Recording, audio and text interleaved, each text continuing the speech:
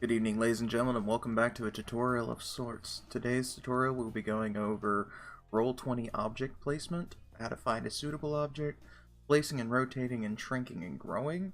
I'll explain what each of those things means, token placements, and just kind of some other general objects that you can do. If you remember in the last tutorial, we went over how to do basic drawing. The basic drawing principle is actually important to know because if you don't know how to do the basics of the drawing campaign, it may be actually hard for you to add on to pre-designed rooms. So today's first objective is going to be to go up here to the art library.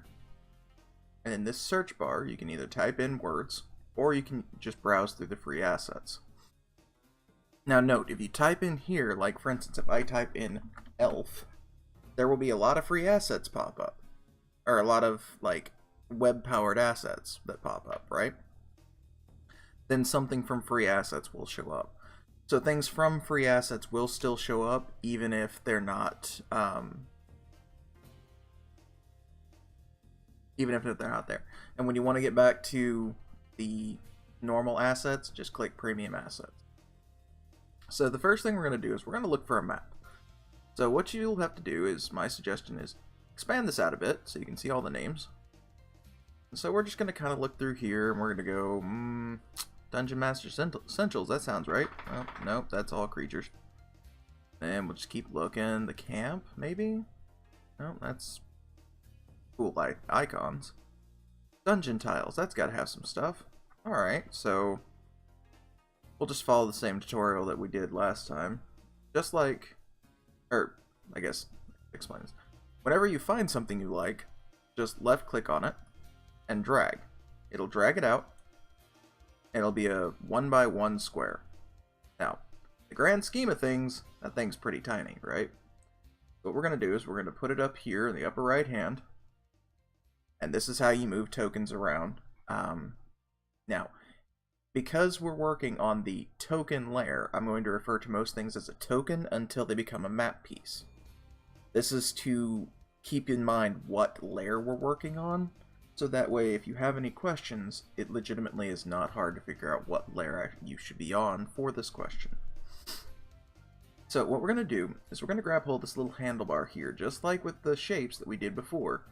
We're going to be able to grab and shrink or grow these. In this case, we're going to grow it. We're going to grow it really big. Okay, so we're going to grow this to right there. You'll notice it takes a second, but then it rationalizes up to the right size and gives you a high definition image. Now, if you put this on the map layer, you're going to notice a few things. Like, let's say we do want this for sure to be our map. Okay, so then we'll right click, put it on the map layer. Now, one thing you're going to notice is if you actually zoom in, your like squares don't line up right. And I have some players that are very, very picky about this. Like they get a little bent if things don't look quite right. So if you have that same issue, here's how you can fix that. If you just continually keep shrinking inward, eventually you'll find a square that's as close as you're probably going to get it. Now I'm not going to say you're ever going to get it perfect, because obviously you're working with something pre-made versus something that's not. But you could just keep shrinking it till it got to the dimensions you wanted. So let's say, for instance, you know, we want...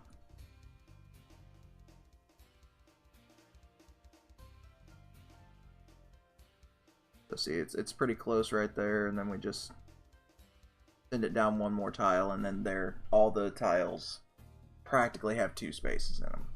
Some of them only have 1, but they line up a lot better, right?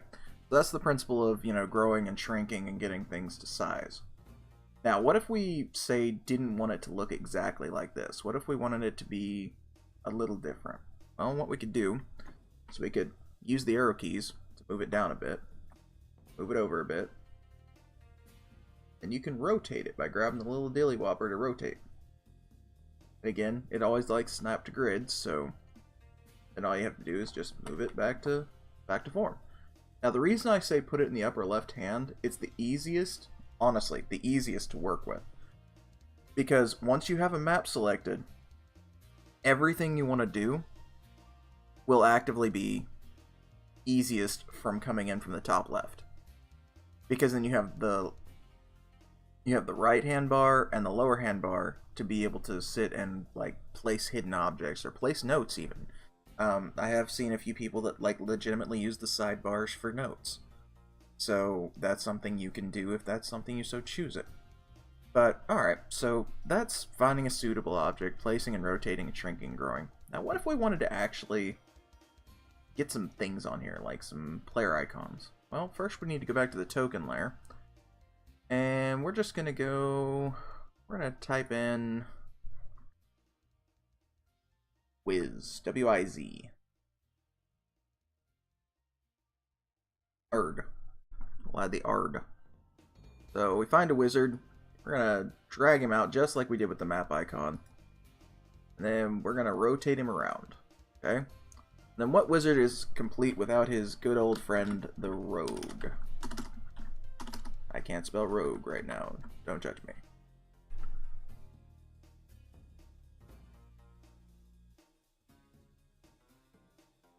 Jesse, how in the world do you spell rogue? R-E-U.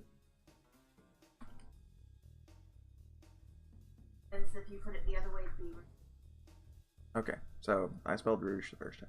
So he has a friendly rogue going to be joining him, and then we need a paladin. So, and all these things we're pulling from the web, right? So you could pull these exact same assets if you so chose it or wanted to look for them. But we're gonna give them a leaf rogue or a leaf paladin. He is made entirely of leaves. I don't know. We'll just go with it, right? So this is our party: a rogue, a paladin, and a wizard. Now we need some things for them to fight. Well, let's just say, for instance, we want rats. We just want a few rats. Give it a second. RAT will bring up a whole bunch of freebies. So, just like with the player assets, just drag and drop. May take a second for them to appear. That is something that does occasionally happen. See, now they're there. Okay. And we want to spring a big surprise on these guys. We want, like, the big final boss. These rats have been controlled by this giant mech. So, here we go. We got the Player Killer 9000. It's not named the Player Killer 9000, so if you're trying to find this exact asset, it's called Centurion Light Mech. So that shows you how to do some general placement and going over how to do the basics of getting your tokens, finding the right tokens, and doing exactly what you need, right? This gets you, your players, something they can play with. This gets you something you can work with, and it allows you to know how to get everything there. Now, something else you can do is, remember how I taught you how to do the free drawing? Well, if you go to draw a shape, go red, right? You could actively choose a square, draw a red thing, to denote a trap, select it, and put it on the GM layer. It'll become faded out, and now if they don't check for a trap right there, a spike trap could fly up, or a fireball could fly at them, or maybe more mechs spawn in the lower area. I don't know. Like, it's up to you. That's where your DMing comes into place. But this is what I was meaning by being able to add extra flair to the maps. Is, you know, this allows you to do really anything you want to do with it. But as far as that goes, guys, that's going to be the end of this tutorial, and we'll see you guys in the next one. Later.